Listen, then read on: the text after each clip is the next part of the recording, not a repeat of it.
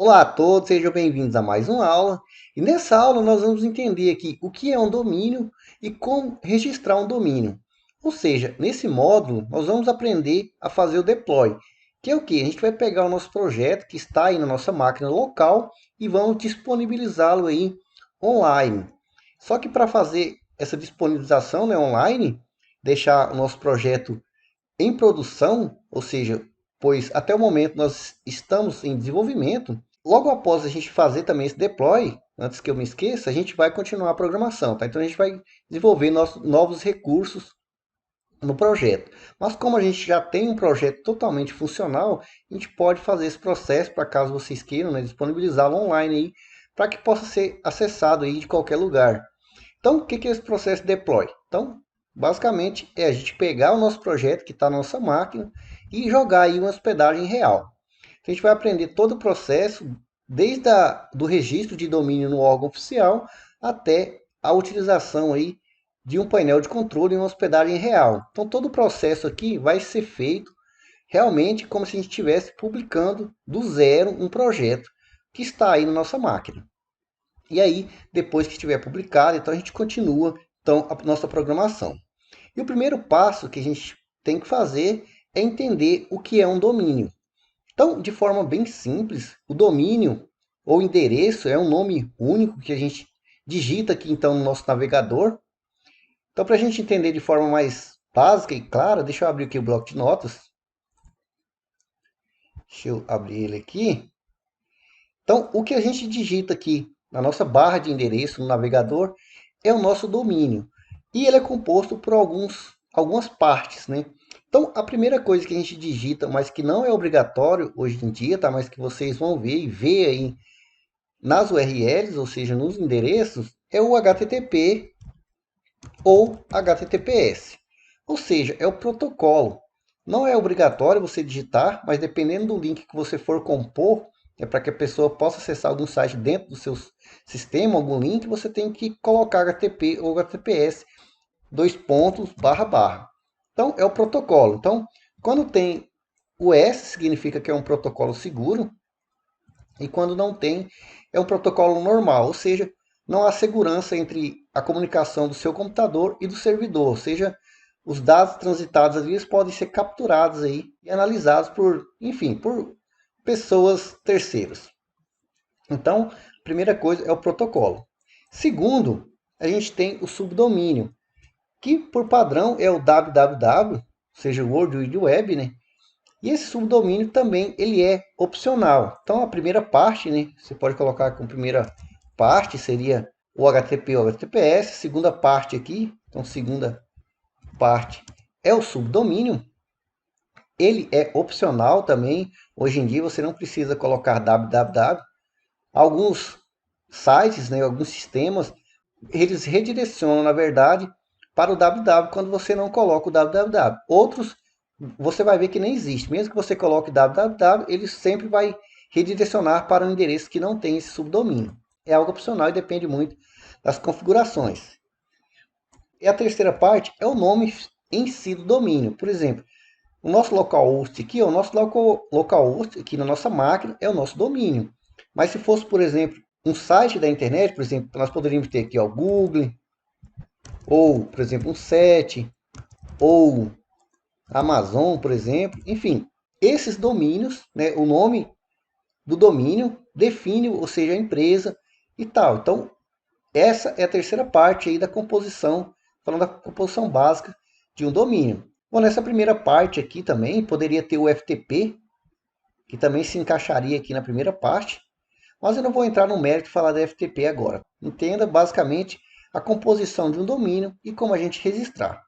Então, neste caso aqui, né, a terceira parte, vou colocar a terceira parte ainda, só para introdução, nós temos então o nome do domínio. Normalmente é o nome do site, ou seja, aquele endereço que você digita ali, basicamente, e não precisa digitar www ou HTTP ou HTTPS na maioria das hospedagens. Então, basta você digitar, por exemplo, google.com, que você vai entrar no domínio do Google. Então, você resumir isso aqui, como a quarta parte, vou colocar aqui quarta parte, nós temos a extensão. E as extensões variam muito. Existem diversos tipos de extensão. por exemplo, .com, ou .net, ou .com.br, ou .inf, enfim, existem diversos tipos de extensões que você pode compor o seu domínio. E por último, então a gente tem o domínio em si. Então, quinta parte é o domínio, que é o que? A composição de tudo isso aqui que a gente viu, ou seja, dessas quatro partes. Lembrando que é opcional a gente ter o HTTP, o HTTPS, o subdomínio. Então, o domínio e a extensão são obrigatórios. O nome do domínio, por exemplo, google.com, ele tem que ser um nome único. Não pode existir nenhum outro google.com no mundo. Então, esse nome deve ser único. Não pode existir nenhum outro igual. Então, tem o google.com, vai ter o google.com.br. Então, você não consegue registrar um domínio mais como google.com. Mesmo que você quisesse, enfim, você não conseguiria. Então, o nome do domínio é um nome único, que é composto pelo nome, seu próprio nome, e a sua extensão. E a extensão pode ser diversas. Bom, entendido então essa parte, como que a gente registra um domínio. Lembrando, só que antes de passar por registro de domínio, na nossa URL aqui, ela pode ser formada de diversas formas, tá? Por exemplo, nós temos aqui o nosso domínio, em seguida a gente tem uma barra, e aqui no nosso caso blog, que é a pasta que a gente desenvolveu o nosso projeto. Mas em um ambiente real, normalmente a gente não utiliza blog, essa pasta, né, dentro da nossa hospedagem, por exemplo. A gente tira isso aqui, ó, barra blog. Mas é claro que isso é algo opcional. Normalmente, quando a gente tem muitos projetos, a gente utiliza o subdomínio. O que seria subdomínio? Então, no lugar aqui de www, que seria na parte 2, a gente coloca algum subdomínio. Por exemplo, projeto 1, aí ponto domínio.com, enfim, extensão. E aí você poderia ter tantos quantos projetos você quisesse dentro de uma mesma hospedagem, apontando para o mesmo banco de dados ou não, relacionando um projeto com outro ou não, ou totalmente projetos independentes. Então, eles também podem ser compostos dessa forma, né? E aí sim, depois do .com aqui, poderia ter diversas pastas, enfim, a composição do restante da URL. Então vamos lá, entendido isso aí, como que a gente registra então um domínio de forma oficial? Bom, o órgão oficial de registro de domínios é o Registro BR, então aqui no Brasil ele é o responsável por fazer os registros, né, no Brasil. É claro, as hospedagens, a maioria das hospedagens oferece o serviço de registro de domínio. Então você pode contratar ali uma hospedagem já com um domínio específico, e muitos deles oferecem outros tipos de domínio que não estão disponíveis no registro BR, pois são de outros países. E também você consegue, se você tiver ali acesso, né, a um cartão internacional, registrar domínios de outros países. Então é só descobrir o órgão oficial ou alguma hospedagem que faça esse trabalho para você. No caso do Brasil, ou de qualquer órgão, eu sempre recomendo, quando você for fazer um registro oficial, né, um registro seu, que você registre sempre no órgão oficial. Por quê? Porque aí você não fica preso à hospedagem, você não tem ali nenhum relacionamento. Apesar de você poder transferir, né, esse domínio para uma outra hospedagem ou para um outro serviço, tem uma certa burocracia, uma certa dependência. Bom, eu não recomendo, mas caso vocês queiram, né, isso é possível. Então, para você registrar um domínio, basta você acessar aí o registro BR. Então, pesquisar aqui por um domínio. Se você pesquisar por algum domínio que existe, por exemplo, vou colocar aqui 17. Ele existe, se eu clicar aqui em pesquisar, ele vai me mostrar aqui, ó, que não está disponível para registro. E ele vai me dar aí uma série de outras extensões que eu posso registrar. Então, tem vários escopos aqui. Algumas extensões você não consegue registrar se você não for responsável pelaquela extensão, ou seja, domínios governamentais, né, ou .gov, domínios de algumas profissões que exigem certificado, né, existem registros nos órgãos responsáveis, você também não consegue registrar se você, lógico, não for formado naquela área, pois você vai ter que enviar a documentação para o registro BR. Se você for, né, legalizado e tal, você manda, então você consegue, mas algumas extensões você não vai conseguir registrar se você não for responsável, qualificado para isso. Mas tem várias sugestões que você pode aplicar. E aí, caso não tenha, né, que eu falei aqui, são algumas sugestões, você pode procurar por outros ou procurar em outros países também, indiferente. Então, vou colocar aqui algum, por exemplo, um set, e vou colocar aqui online. Provavelmente não tem, deixa eu pesquisar aqui. Então, ó, um set online.com.br está disponível. E ao escolher aí o nome do domínio, a sua extensão aqui é extremamente importante. Apesar de não fazer sentido ou importância para o usuário que vai digitar, ele deve ser relacionado ao nicho do que você está desenvolvendo no seu projeto. Por exemplo, o .com.br aqui indica que é um site brasileiro, que está hospedado no Brasil, mas é mais utilizado aí por empresas e por comércios. Mas se você vai desenvolver, por exemplo, algum site ou registrar um domínio que vai falar, por exemplo, de alguma organização sem fins lucrativos, então, obviamente que é melhor você registrar .org.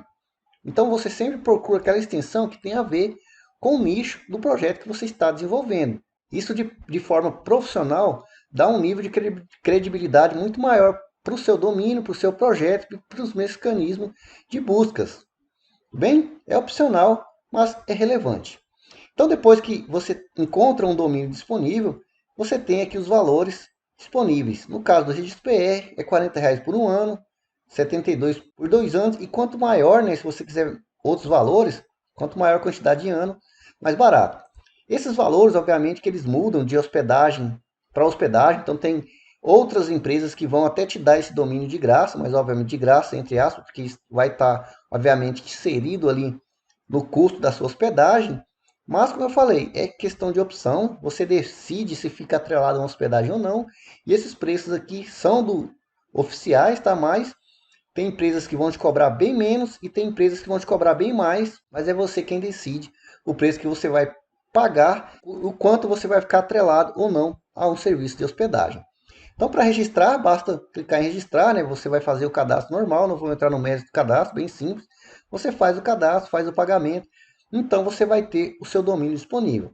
Lembrando que quando você registra um domínio, você não tem nenhuma obrigação de pagar esse domínio depois, tá? Você não vai ter seu nome no Serasa, você não vai ter seu nome, né, em protesto caso você deixe de pagar algum valor, por exemplo, depois de um ano. O que vai acontecer é simplesmente que o domínio que você registrou, ele vai ser congelado e posteriormente ele é disponibilizado para que seja possível outras pessoas registrarem o domínio também.